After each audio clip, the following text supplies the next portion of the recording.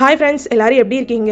இன்றைக்கி வந்து எங்கள் செகண்ட் பேபியோட 5th மந்த் ஸ்கேன். நான் ஃபஸ்ட்டு பேபிக்கு இதே ஸ்கேன் எடுக்கும்போது என் ஹஸ்பண்ட் வந்து என் கூட இல்லை, அவங்க வந்து அப்ராடில் இருந்தாங்க. நான் இந்தியாவில் ஸ்கேன் எடுத்திருந்தேன். பட் திஸ் டைம் வந்து எங்களுக்கு லக்கிலி நாங்கள் 3 பேருமா போய் பார்க்குறது மாதிரி ஒரு பிளெஸ்ஸிங்ஸ் கிடச்சிது.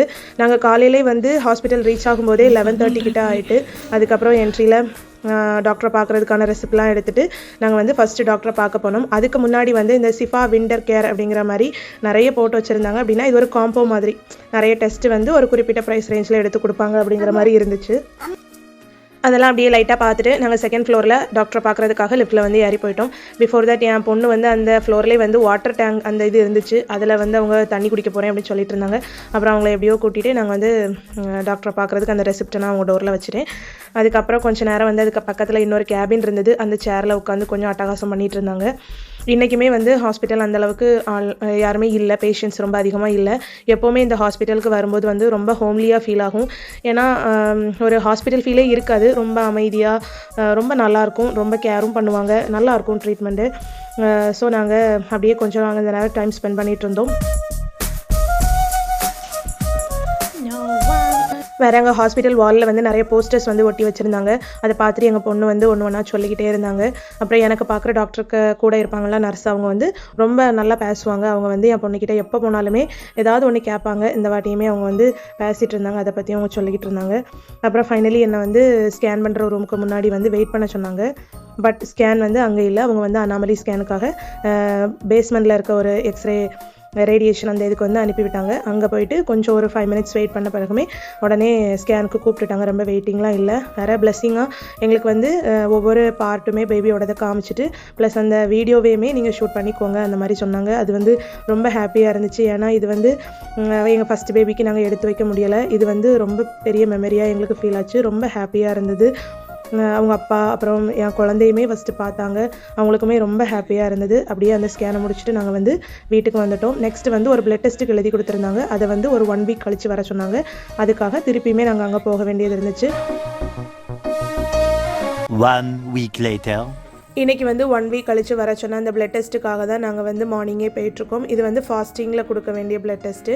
வீட்டில் வந்து நிறைய வேஸ்ட் இருந்துச்சு, அதை வந்து ஒரு கவரில் எடுத்துகிட்டு அதையும் அப்படியே த்ரோ பண்ணிட்டு போயிடலாம் அப்படின்னு எடுத்துகிட்டு போனோம்.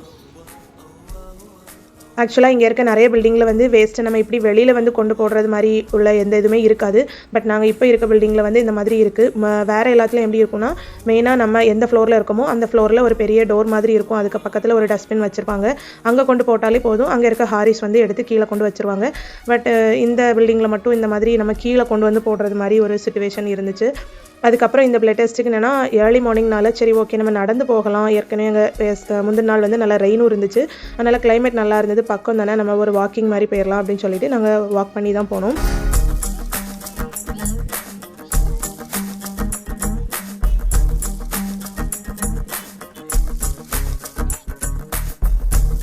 ஆனாலுமே நாங்கள் பிளட்டு கொடுக்க வந்தது வந்து ஒரு 9:30 கிட்ட ஆகிட்டு. ஸோ பிளட்டை கொடுத்துட்டு அதுக்கப்புறம் வந்து இன்றைக்கி குளுக்கோஸ் டெஸ்ட் இருந்துன்னு சொன்னாங்க. ஸோ ஃபஸ்ட்டு பிளட் எடுத்துகிட்டு அதுக்கப்புறம் வந்து குளுக்கோஸ் வந்து கலக்கி கொடுத்தாங்க.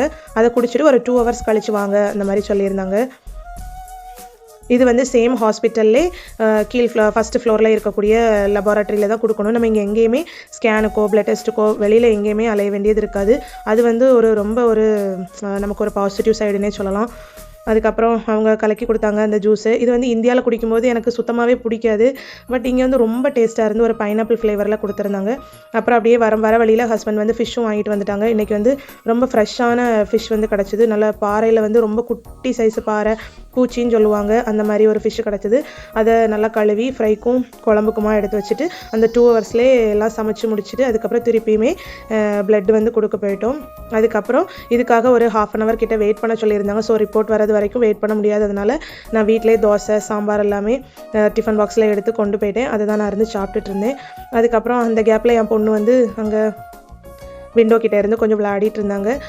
அப்புறம் ஒரு வழியாக ரிப்போர்ட் வந்து நாங்கள் வாங்கிட்டு பார்க்கும்போது வந்து சுகர் ஓகே நார்மலாக இருந்துச்சு. பட் யூரினில் வந்து கொஞ்சம் இன்ஃபெக்ஷன் இருந்து என்னோட ஃபஸ்ட்டு பேபிக்குமே வந்து யூரினில் இன்ஃபெக்ஷன் இருந்தது. ஏன்னா நம்ம நிறைய வாட்டர் குடிக்கணும், ப்ளஸ் யூரினும் கரெக்டாக பாஸ் பண்ணணும். பட் நான் கொஞ்சம் அந்த விஷயத்தில் வந்து கரெக்ட் கிடையாது. அதனால் வந்து இந்த வாட்டி வந்து அந்த அயனுக்கான டேப்லெட், நம்ம சத்து டேப்லெட் சாப்பிடணும்ல, அது வந்து ஒரு 28 டேஸ்க்கு கொடுத்துருந்தாங்க. அது வந்து எப்போவுமே நார்மலாக டேப்லெட் சைஸில் இருக்கும். பட் இந்த வாட்டி வந்து ஓரோ சால்யூபிள் மாதிரி கொடுத்துருந்தாங்க. அது பவுடராக இருந்துச்சு, அதுவும் நல்லா இனிப்பாக இருந்துச்சு.